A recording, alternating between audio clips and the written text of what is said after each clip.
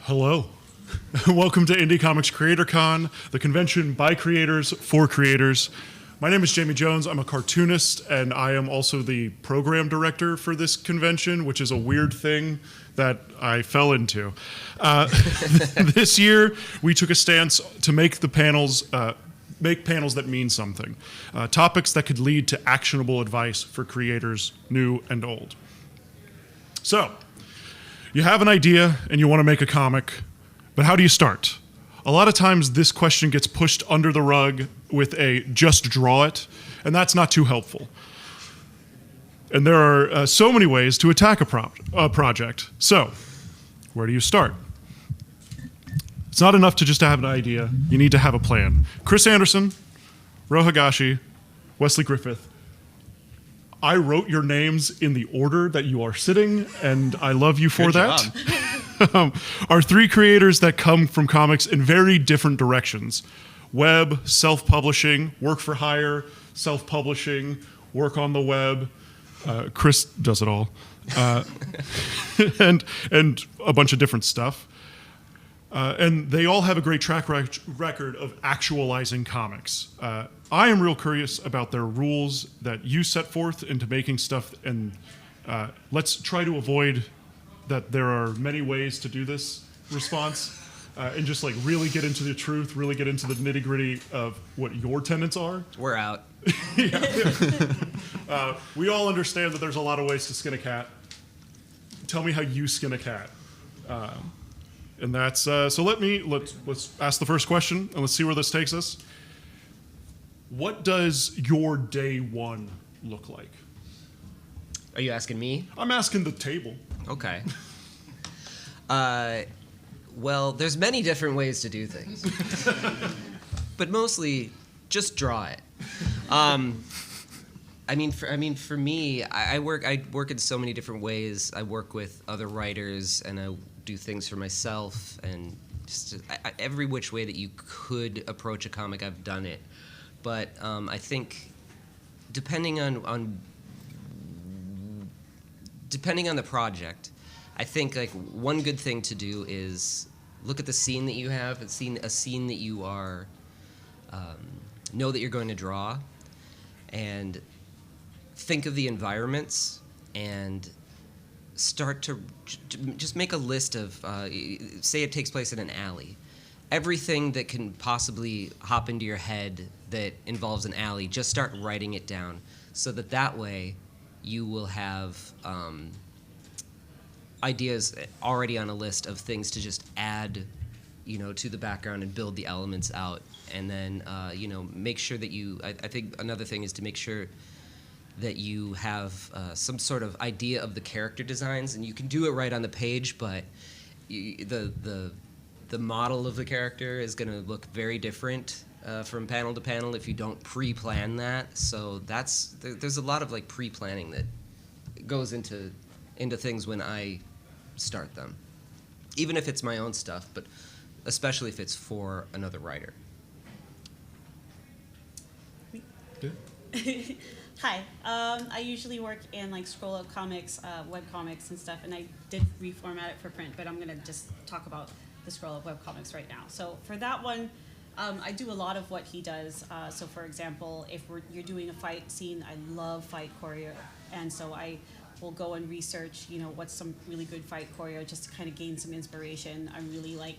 I want the right stance when they're using certain martial arts stuff. I'm not a martial artist. I'm a fan, but I don't know how to do like any of those things. And if you are panning a camera around fight choreo, you almost need to kind of take your environment on a piece of paper and then just, use chess pieces and then decide, from there. If anything, sometimes sketching a bunch of different kind of scenes, like thumbnails, and then you can decide which one is kind of the best angle for the impact. And then also, the most important thing for me, two things, communication if someone is hiring you to do it, and then what I've learned, especially through learning some recent project management skills, every conversation you have, you need to confirm with them at the end of your conversation to make sure that you're understanding what they're asking. So, okay, just to confirm, you want this, this, and this, and then you have to schedule and decide when the next time you will talk and meet in. If you do not do that, like, I feel like things cannot stay on schedule, especially if you are working with someone who might want some sudden changes every now and then. And then number two, the number of panels that you feel that you can do, because when you're working with scroll up comics, you're not working page by page. You're not working at a page rate, you're working at a panel rate. And so there's a lot of research that goes into like, okay, where is this, if you're being paid for a project, where is this person from? What is their budget? What country are they in? What country am I in? Like in comparison to theirs. And then also decide, like, I can get this many panels done and in this many days. So for example, let's say I have like a rate of 5 panels per day, but we need 50 panels. I'm gonna need to tell them 10 days, plus you need to give yourself the days off, right? So I'll tell them 2 weeks. So that kind of gives the 10 days that requires to finish the project, and then at the same time, the 2 days just in case you need more time, or if you need the breaks are really important. And then another thing is that I work mostly in digital art, and so your posture is very, very important, because even if you go like this for just an hour or two, it's gonna, might not affect you now, but it will affect you much later. And so that's my greatest gift of advice to you guys, is to make sure that your posture is great and that you have the tools that will ensure that it's easy for you to do. That's it. I guess speaking for myself, I work on an ongoing crime series called The Jump, and in that series I've kind of established that I wanted to have like a 6-panel grid layout for each page. And so whenever it comes time to plotting out a new issue in terms of the art and whatnot, I've kind of set that up to be easy for myself to take the thought for that process out of the equation. So I'm like, okay, I always know that I'm going to have my grid of 6 panels. The question is just like, how do I want to pace the story that I want to tell within this issue, as to how that's going to go. And really during that stage, that's like a very rough, loose pencil stage where I kind of try as hard as possible to turn off like any of the self-critical part of my brain that's like, oh, well, that doesn't work, that pacing isn't quite right, and just kind of go and like get the story that I want done within I always start out with the idea of like, it's only going to be 24 pages, and then it's like becomes like famous last words, and it's like becomes 40 instead. But after that, I'll look at it again and think like, okay, well, let's refine that a little bit and change this, or maybe that doesn't work, or maybe I'll have to go back and think of myself like, actually, like this surprise would be better on the left side of the page, so that when the reader turns the page, they can be like, oh my goodness, this happened. And that'll just set me up for a much easier time going into like properly drawing and inking the issue on like 11 by 17 paper. Yeah, that's a really good point. Like if you're working with somebody else, or not even if you're doing your own, it doesn't matter who you're working with, actually. Let me take that back. But I think planning out the language of the pacing of what you're doing, and say you're working on a script that has like a flashback, like several flashbacks in it. Figure out how you're going to tell those flashbacks ahead of time and be consistent with it. Are you going to change the aspect ratio of the panels for it, or are you going to shrink them in? Are you going to pull them out? Are you going to handle it in color? Are you going to go borderless? Are you going to do a loose panel instead of ruling it, and figure that out and keep it consistent throughout the storytelling, because otherwise, once you establish that, the reader will be able to recognize, oh, that's what is happening right now just through the choice that you made there. And if you're doing if there's several flashbacks or something and you're doing several different ways, you're screwing up the language of your book, and it can confuse the reader. So you want to plan that ahead of time. So you all write your own material. What does your scripting process look like? Are you working from a very loose Laughing at you plot, laughing. plot outline? Are you writing a full script for yourself? Where does that fall for y'all? Well, for the jump, I did write out, like, not a full script, but a full outline from beginning, like, middle to end of, like, where I wanted the entirety of the series to go. And then really when it comes down to, like, each issue, like, once it's funny because, like, every issue, it becomes, like, day one again after one is complete.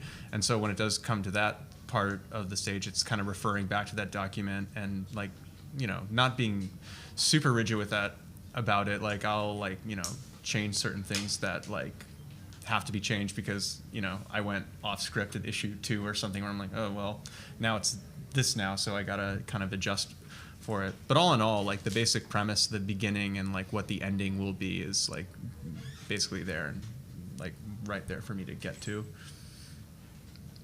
What was the question again? The script. The script. How do you Your scripting script? process. You Okay, got it. okay, cool. You answered. Ro? Oh gosh, how do I script? I had the answer and then we started laughing. Sorry. No, it's okay.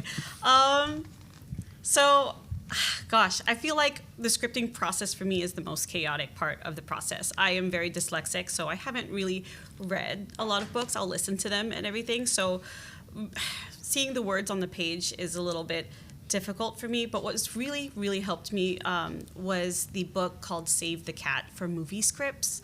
And if you can apply those concepts in the Save the Cat book, it's a really easy read. It's quick. It's also fast to listen to if you do Audible like me.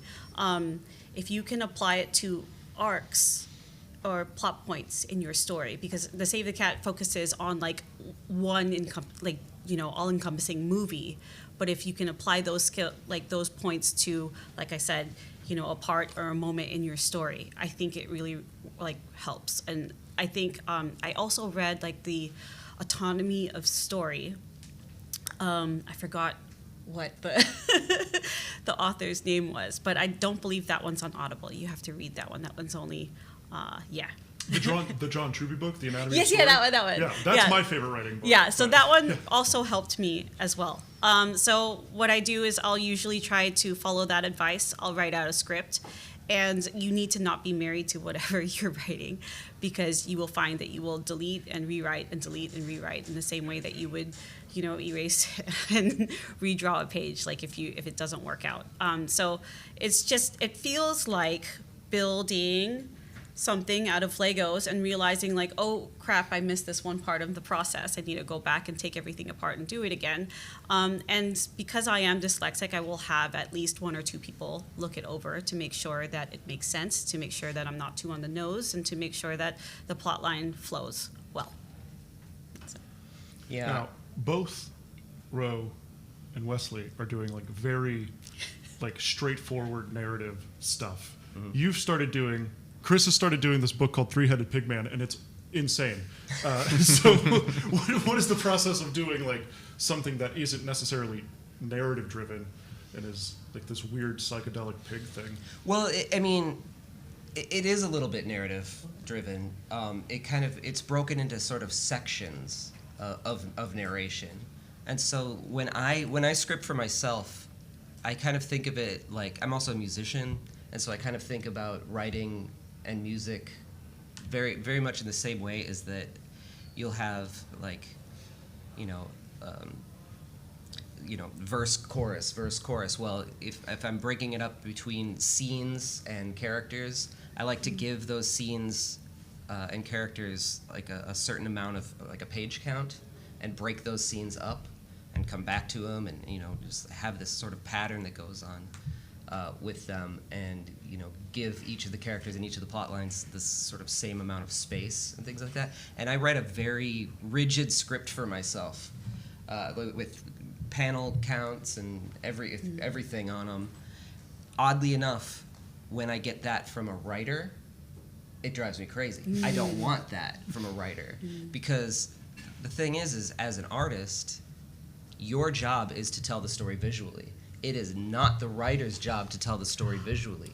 So I go in and I will scribble in scripts all the time and move panels, add panels, move whole scenes if it makes more sense to the story, and communicate with the writer. I'm not just going to go in and be like, hey, to heck with you, your script is crap or whatever.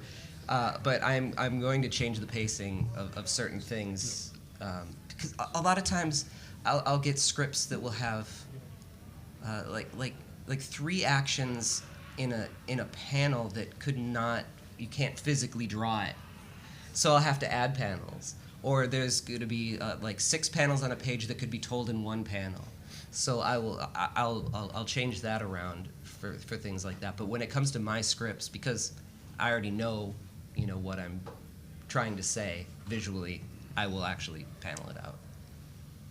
So Nice. yeah. I moved away from the mic right when I was going to take a picture. Should have went.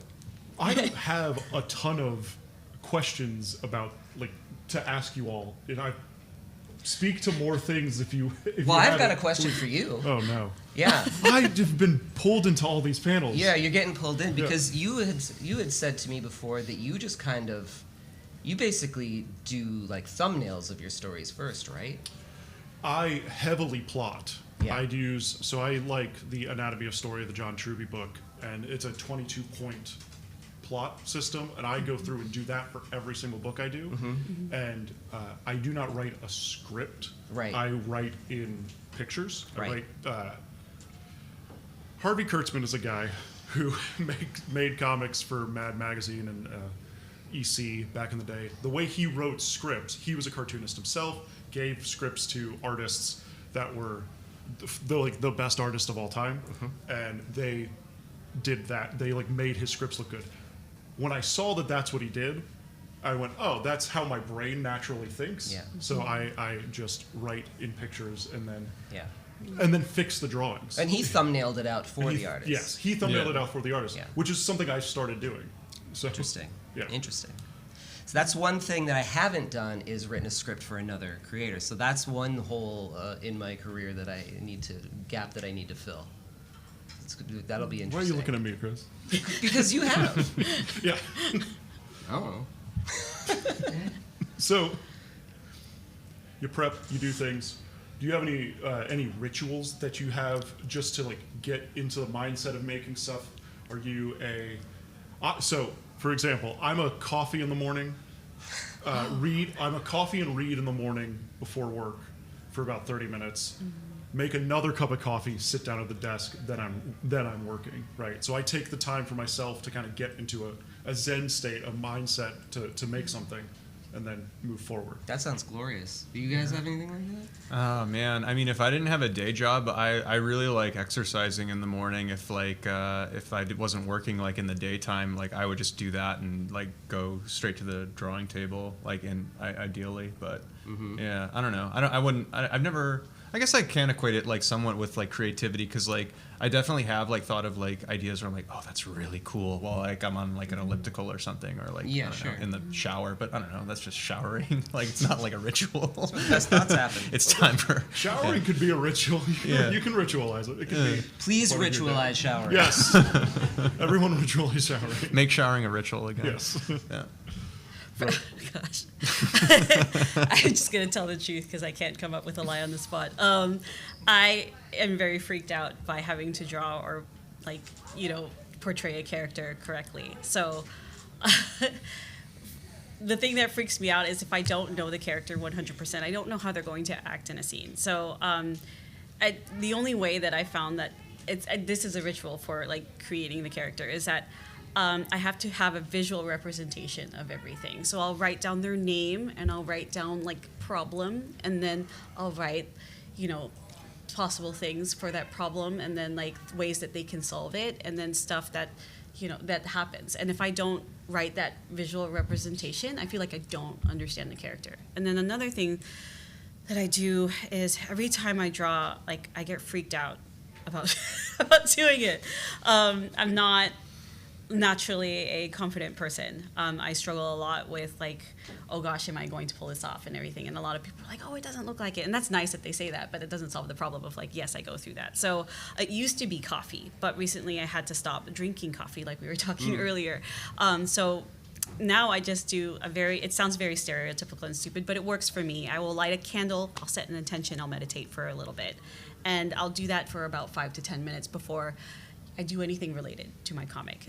Even if that means like sending an email to my publisher, even if that means, like having to sit down and plot something out. Like, so that really does kind of take off the edge, I think, right before I have to work on anything.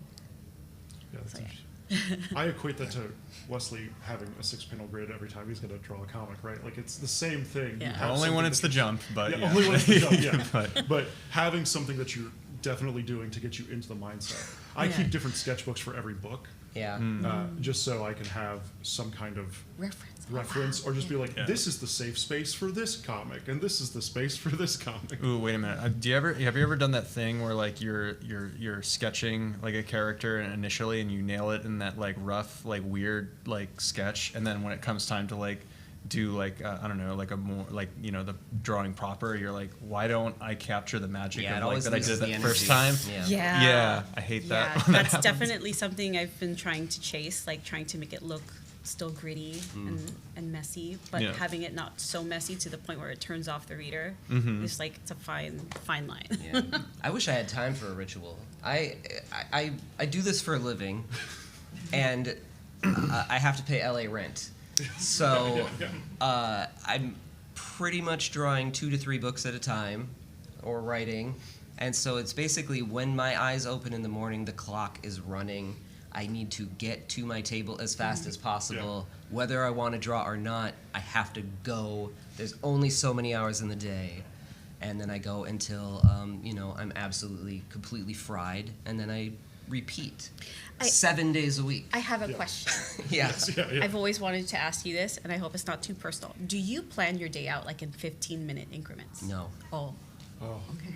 I could never. I don't. I plan my day out at it's 1:30. I get up in the morning, I eat breakfast, I make some green tea, I go until 1:30, and then I make coffee at 1:30, and then I will either eat or not, and then just get right back into it and work until about probably 8 o'clock. Yeah. Yeah, they're long days. That sounds right. I'm very tired. That also sounds like I have meetings. Chris and I get on Zoom calls and we talk, and he's always working while we're on calls, and it's great. Yeah, I mean, I don't recommend my model. You guys sound pretty great. I'm an 80 minutes on, 20 minutes off guy. I can't do that. I can't because I start getting into a flow, and I can't break the flow. See, interesting. I find 80 minutes is enough time for me to be in the flow, to get in flow state, and 20 minutes is not long enough to get out of it. Right. So I can, so the 80 minutes on, 20 minutes off. Yeah. There are definitely days when I will sit down and be like, all right, it's time to go. What's going on Instagram? And then the next thing I know, it's 1 o'clock. I'm like, oh, shit. I don't have that problem. I just play a level of Mega Man, and I'm set, and I'm good to go. I need to stop telling my girlfriend oh, this will just be real quick because I'll get lost in it, Yes. and then just be like, oh, she's asleep. Yeah, that's a lie every time. Yeah. Nothing is quick. Because time just disappears when you're in the zone, too, you know? Yes, that's true. Art is a form of meditation. Yeah. That's true. Yes. You're repeating everything that I say on a daily basis. So it's great to be. Like great minds and all that. Yes, right? like-minded. We have about 15 minutes left of the interview.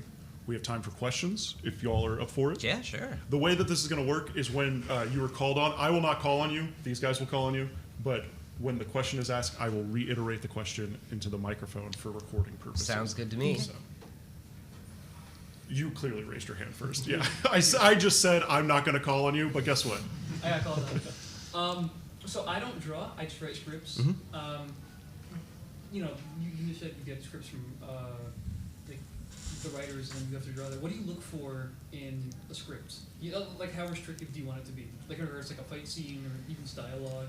Yeah, I mean. Okay. Okay. The go question for it. is. Okay. Yeah. Sorry.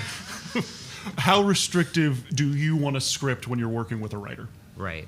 Like too overbearing, too kind of dull. It's like, how do you get that perfect middle ground? I guess is what I'm asking. What's the perfect middle ground? I like it where, you know, if you want to put the panels in there, that's fine, just as long as you know that I'm gonna probably mess with it a little bit, unless there's a really, really good reason that you're like, no, it needs to be like this, and if that's the way it is, that's the way it is. But sometimes I like kind of working in like a more of like a plot driven method where you could just or I don't know if that's the right word, where you could just kind of tell me what's supposed to happen on the page, what the dialogue is, and I will pace it. I've done every kind of script, and that's the one that seems to work the best, because then I'm not influenced at all in the visual storytelling by what the script says. Okay. It's like the same way when I'm coloring, and if I have a lot of pages I need to color, and I have to get a flatter to speed up my process. The flatter is 100% of the time going to influence how I color the thing, and you can't help it. Yeah. Mm-hmm. But so if you can write a script that just basically has the dialogue and what's supposed to happen on the page, Right, then you can. Like, this character looks at this character, and then it's up to the artist. Yeah, and if there's nuance to it, then explain it to the artist and Nice. make sure the artist gets the nuance in there. Yeah, I Other think than by accident, that's good. there's a big thing where the writer is writing for the artist, right? Your first audience as a writer is to the person drawing it, and not necessarily the reader who's coming afterwards.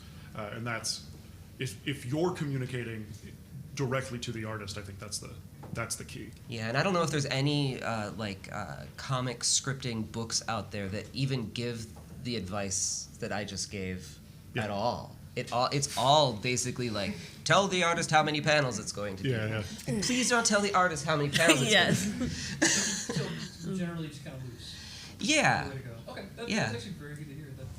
And for me, maybe That's somebody pretty maybe good. somebody else wants it a different way, but the way that I look at it is, I'm the visual storyteller. You are the storyteller. And I will figure out the pacing. Right. So I'm a storyteller. I got a storytell, the visual storyteller. Right. And does it sound snooty when I'm saying this? Because it kind of feels Yeah, like but I no, am. I like it. Yeah, It's really. that's what it is. I like kind of follow up on that. I'm in a similar position where I write scripts and work with a bunch of artists, and Haven't done that before. you know, it's interesting to hear that, because like at least from one side, I view, at least in the initial writing, kind of what I aspire to in my scripts is like all the necessary information for the artist to, one, understand what the heck I'm trying to communicate. Because if they're spending 15 minutes trying to decipher what's going on, that's time wasted for your momentum.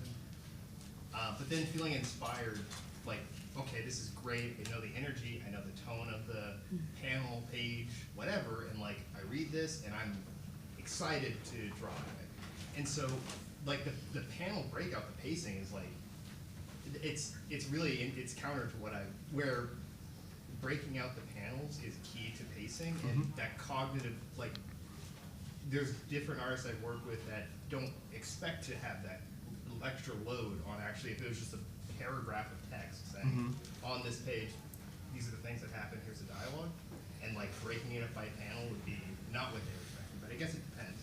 But kind of the follow-up question is, from your all perspective, what's like the key information that you look to get out of a script? Is it emotional information? Is it the pacing? Is it setting? I mean, there's continuity type stuff, but is there any, most important information out of the script when you have to digest it from somebody else? Okay.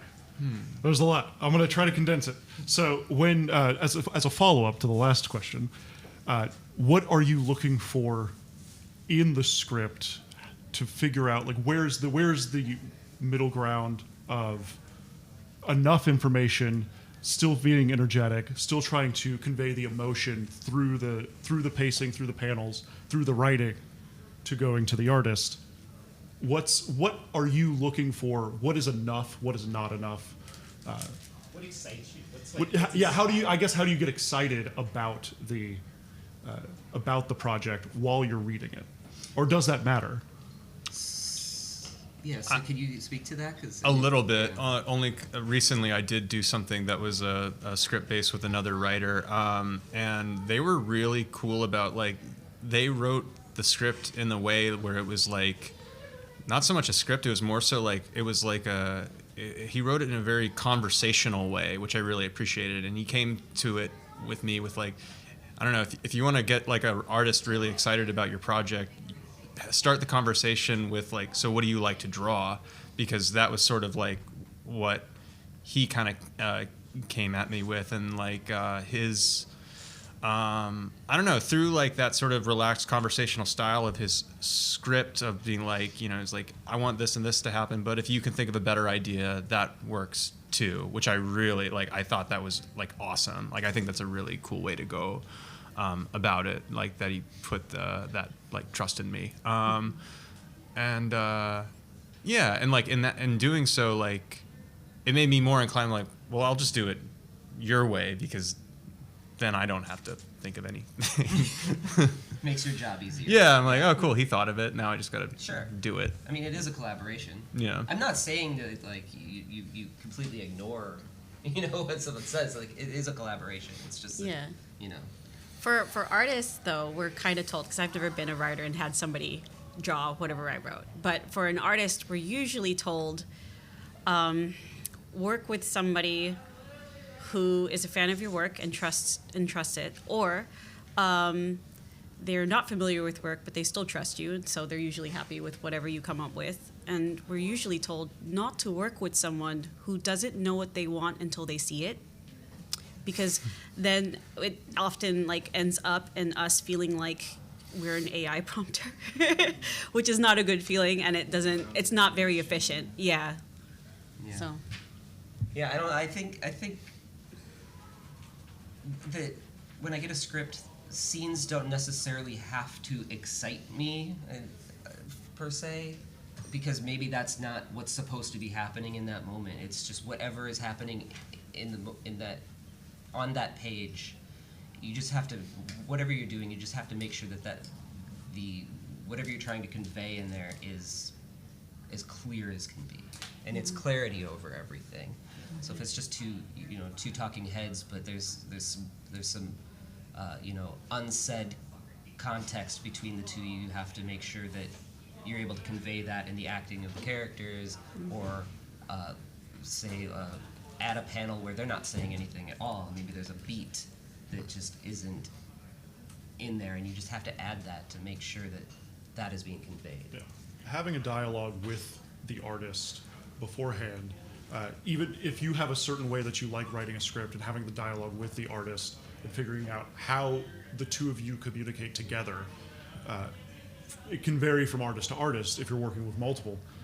I have a friend of mine who I work with, and their scripts for me look vastly different than their scripts for anybody else. It's here's the emotion of the scene. We're going to break down the panels, characters are talking, stuff going on. But having that first paragraph, that's the excitement part, right? Hey, these are what's going on, this is exciting. Jamie, here you go, click, click, click. That's the part that's directly talking to me. And then when it gets into the script writing, it's very bland. It's very just point blank. And if it's not, I end up taking a Sharpie and blacking it out and just go with action. Because we're involved with creating, like drawing the thing, the actionable thing, right? Yes, over here. Hi.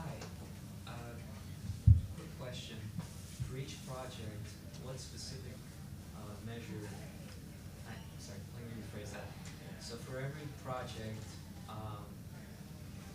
what specifically do you use to measure failure? Interesting question. Okay, for each project, what do you use to measure failure?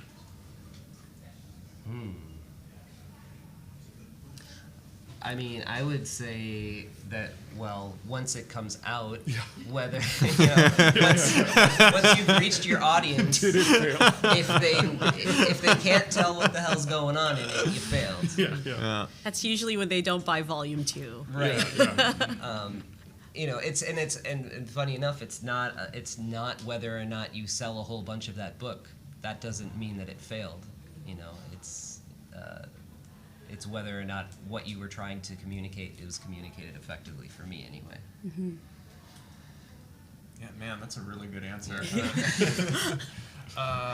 Yeah, I don't know, like, cause it's hard, like, I don't know, like, I'll look at, like, something I drew, like, a while ago and be like, oh, man, like, that could have been done better, but I don't know, I look at a lot of old stuff that, like, from a while ago, it's like, well, I don't know, whatever the best thing I think is the best thing now will probably be something I'll maybe cringe at 20 years from now, or not, but, yeah, I don't know, I think, yeah, like, I don't know, because I remember, like, I don't know, anytime I don't know, early on drawing, whenever I used to show stuff to, like, my friend who was also a cartoonist, and he would, if he ever said, like, is that supposed to be ... and I'm like, no, it's supposed to be this and that. And that's whenever I felt like a failure, because I didn't, communicate the idea, like, correctly.